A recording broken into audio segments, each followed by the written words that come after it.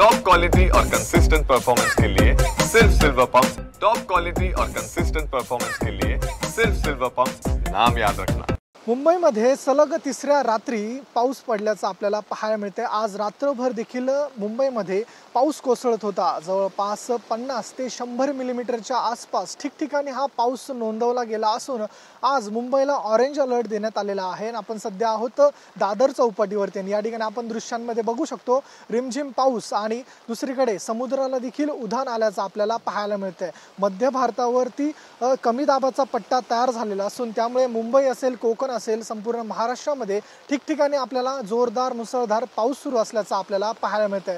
हवामान विभागाने आज मुंबईला ऑरेंज अलर्ट दिलेला असून पुढचे 2 ते 3 दिवस जवळपास 20 तारखेपर्यंत हा ऑरेंज अलर्ट कायम असून मुंबईमध्ये मुसळधार पाऊस होणार असल्याचं हवामान विभागाकडून सांगण्यात आलेलं आहे। आज रात्रभर जरी पाऊस पडलेला असला तरी देखील कुठेही पाणी तुंबल्याची घटना घडलेली नाहीये।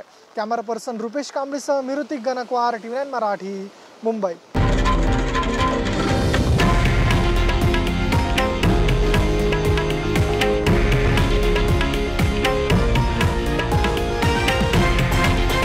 हे आहे देशातील नंबर 1 न्यूज नेटवर्क आणि आपण पाहत आहात TV9 मराठी, एकमेव।